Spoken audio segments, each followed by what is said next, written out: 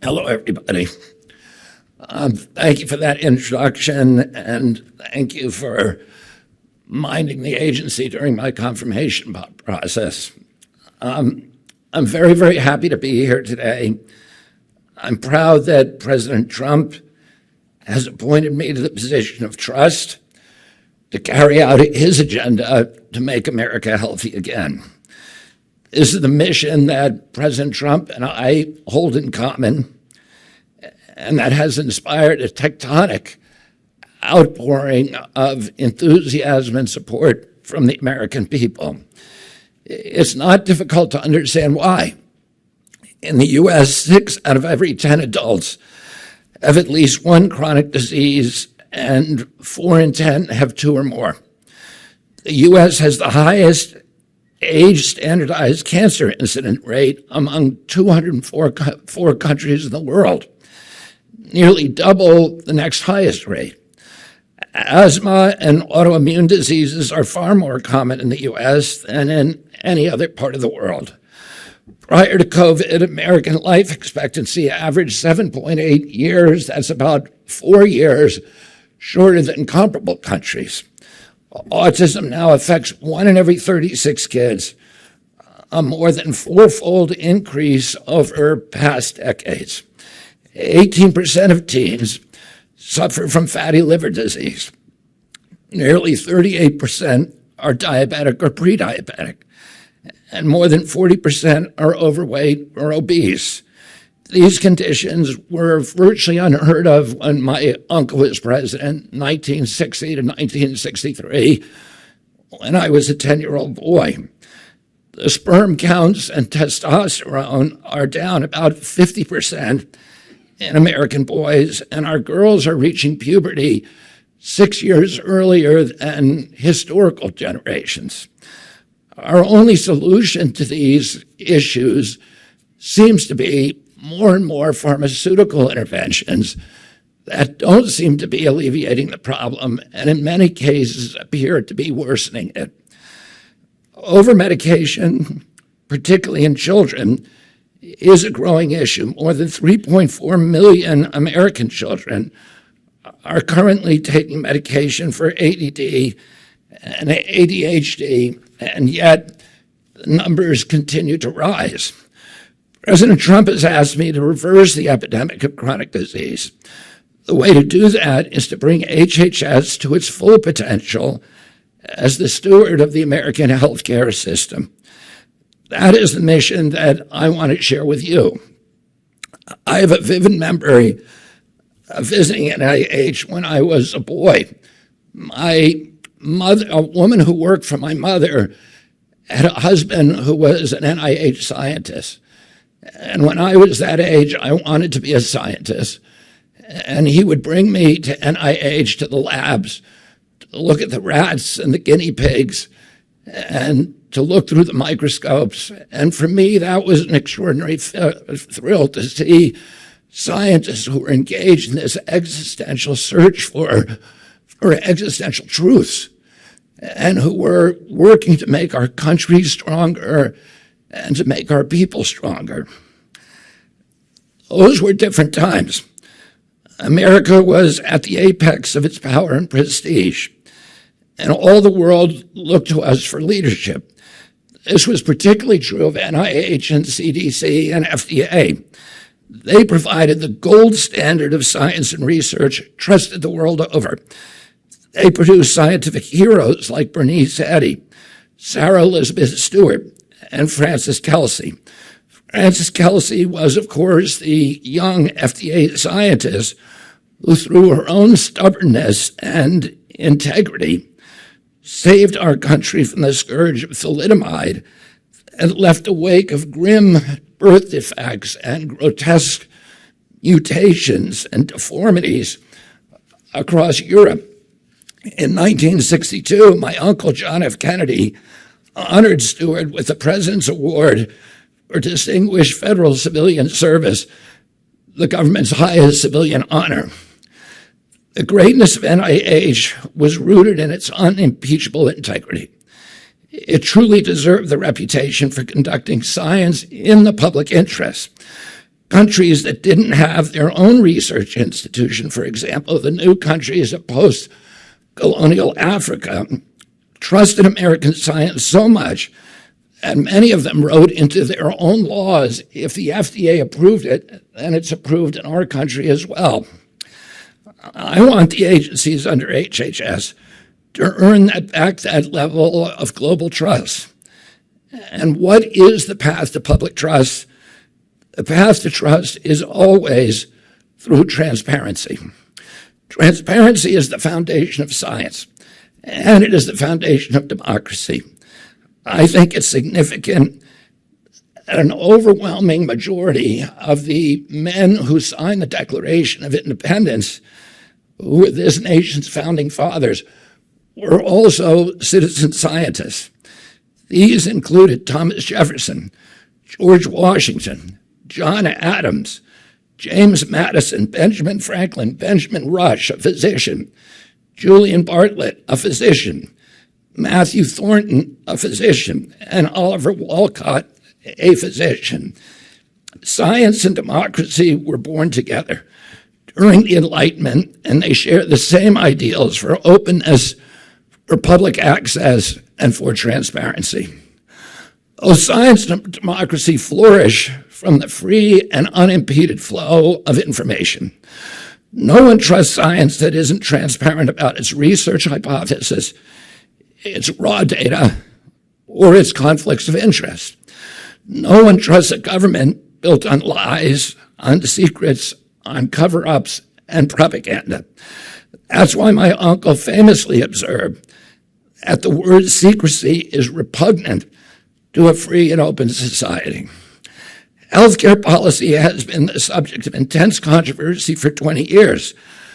But have you noticed that the controversy is almost entirely about who pays for it? Republicans and Democrats fight these ferocious battles on Capitol Hill, and it's always about who to shift the burden of paying for it. And for me, I've said before, this is like moving deck chairs around on the Titanic. Our health is getting worse and worse. And when the total costs are over $4 trillion as they are now, there is no good solution, only less bad ones. We need to start asking a very different question. Regardless of who pays, why are we paying so much? Well, which is, by the way, 2 to 3 times what European nations pay for worse health outcomes.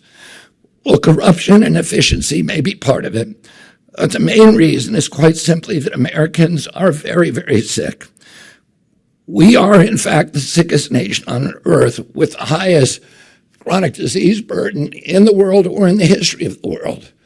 During COVID, we had in this country 16% of the global COVID deaths. We only have 4.2% of the world's population.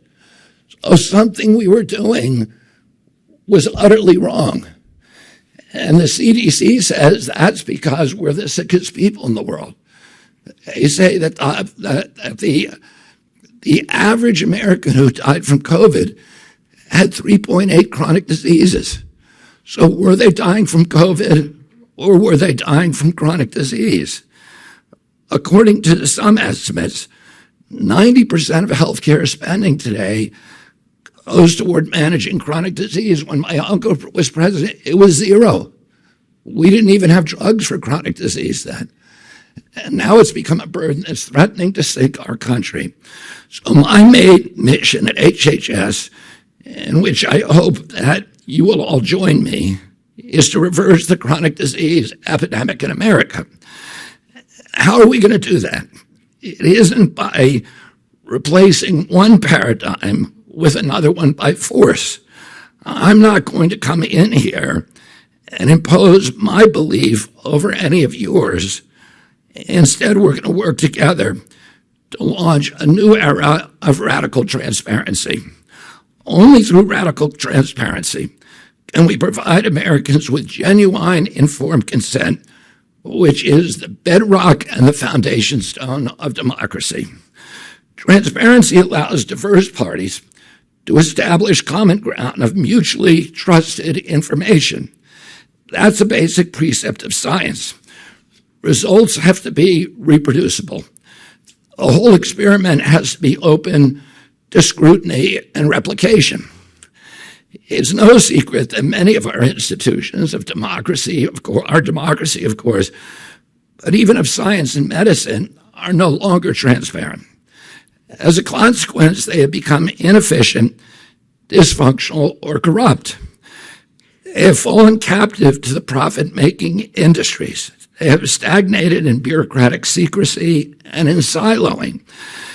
They have lost touch with ordinary citizens. But here's the paradox that a lot of crusaders need to understand. Most of the people who work in these institutions and agencies and organizations are competent, ethical, and caring, and idealistic. I think that's especially true at HHS. When I was a boy, I particularly admired the scientists that I saw there because I thought these are the smartest people in the world, and yet they're not receiving much money. They're very low paid compared to people who are using high IQs to acquire things and to acquire status and money. That means they must have been motivated by something higher, something more idealistic. And I still believe that today. I believe that most of you here are not here for the money. You don't enter government service to get rich. That's for sure. On a basic level, I trust the idealism of most of the people who work at HHS. I also understand the corrosive power of money as it infiltrates and captures institutions like ours. My goal as secretary here at HHS will be to create a culture of competency, of ethics, of openness, of transparency, of caring, of pride, so that individuals who share these ideals can flourish and thrive. Sure, those who are unwilling to embrace those kind of ideals can retire. And I understand that it is a system and not the people in it that is the main problem. This is how the agencies under the HHS umbrella will recover their reputations as unimpeachable sources of scientific information to guide policymaking, medical professionals, the public, and the whole world. We will remove conflicts of interest from the committees and research partners whenever possible, or balance them with other stakeholders. We will shut the revolving door to reestablish public trust. We will make our data and our policy process so transparent that people won't even have to file a FOIA request. Another reason why our agencies have lost public trust is that they've become too politicized. Well, our health should not be a political issue. As I said to President Trump the other day, there's no such thing as Democratic children or Republican children. These are all of our children, and all of us want to keep them healthy. It should be an issue of science and an issue of basic human compassion. Science gets politicized when power and profit are involved, and power and profit are blind to compassion. Reducing the influence of money, therefore, goes hand in hand with depoliticizing HHS. I've spoken of science, and now let me speak about compassion. HHS is the home to programs like Medicare and Medicaid, and between them serve over 160 million Americans. The same DOGE technology that has uncovered vast amounts of waste and fraud can be used to better serve our fellow citizens who depend on these programs to make sure that no one is left behind and no one is left out. We will aim to set a standard of courtesy, efficiency, professionalism, and integrity that will make HHS again the envy of the world. Let me say one more thing about politicization, and this is personal. As you know, I've come through a very highly polarized confirmation process. The fog of narrative warfare has made it hard to get a sense of who I am and what I believe and what I represent. A lot of times when I read these articles characterizing me, I think to myself, I wouldn't want to work for that guy either. So, since we all are here together, I have a request to make from you, my new colleagues. Let's start a relationship by letting go of any preconceptions that you may have about me, and let's start from square one. Let's establish a mutual intention to work toward what we all care about, the health of the American people. In return, I want to make a promise to all of you. It's also about preconceptions. I'll start by acknowledging that throughout my career, I've asked a lot of difficult questions, and I've come to a lot of unpopular conclusions. I'm going to keep asking those kind of questions. What I promise to you now is to hold my preconceived answers lightly. I promise to be willing to be wrong. I promise to listen to all the stakeholders, all the parties to the conversation, including the ones, especially the ones with whom I've disagreed in the past. I promise to keep an open mind toward every possibility and every contingency. I hope you will all join me in this commitment, because the health of our people is a lot more important than being right or being vindicated. We can start right now. Last Thursday, President Trump signed an executive order to establish the MAHA Commission to study what has caused the precipitous decline in American health over the past 2 generations. So we will convene representatives of all viewpoints to study the causes for the drastic rise in chronic disease. Some of the possible factors we will investigate were formerly taboo or insufficiently scrutinized. The childhood vaccine schedule, electromagnetic radiation, glyphosate, other pesticides, ultra-processed foods, artificial food additives, SSRI and other psychiatric drugs, PFAs, PFOAs, microplastics. Nothing is going to be off limits. But whatever belief or suspicion I have expressed in the past, I'm willing to subject them all to the scrutiny of unbiased science. That is going to be our template, unbiased science. That's something that will make us all proud of this agency and of our role in restoring American health. Let's commission research that will satisfy all the stakeholders once and for all. Let's use protocols that we all agree on in advance and not alter the outcomes of studies when they're halfway through and that they look inconvenient. Let's all depoliticize these issues and reestablish a common ground for action and renew the search for existential truth with no political impediments and no preconceptions. Finally, I want to ask you to think about an even larger challenge to this agency.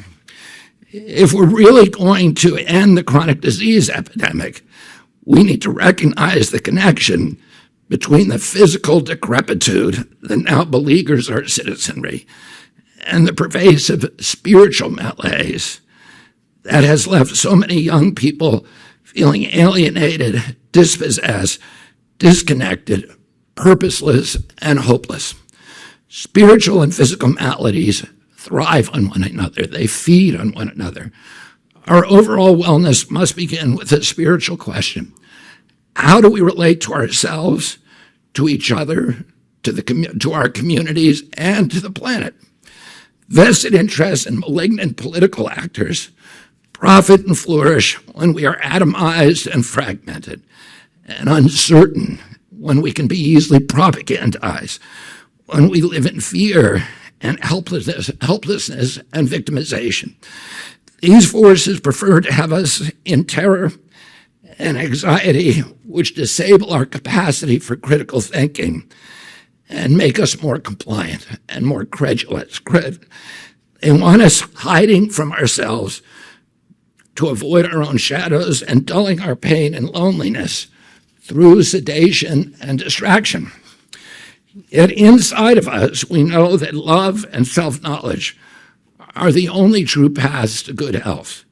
Here at HHS, we need to take on the task of guiding our country and the world to question, towards skepticism, towards engagement, to discover our own paths to living our fullest lives, unleashing the potential in every one of us to make good personal choices that allow us to nourish, to heal, and to develop ourselves. Only this path will make us effective citizens in a democracy. This is decidedly the American identity that we want for our children and their children. Through our own example of dedication and integrity, we can inspire our country on the mission toward well-being and toward achieving our historic mission as an exemplary nation. The goals that I have for HHS, the goals of transparency, of informed choice, of integrity, of efficiency, are possible only with your help. This task before us is historic, to reverse a trend of worsening health that goes back 60 years. And I know that we can do it. I know a higher standard of health is possible. I know that because I remember a time that our country was the healthiest and most robust country on earth. With your help and commitment, we can go back to that time. We can have that again. Now let's get to work, and thank you all very much.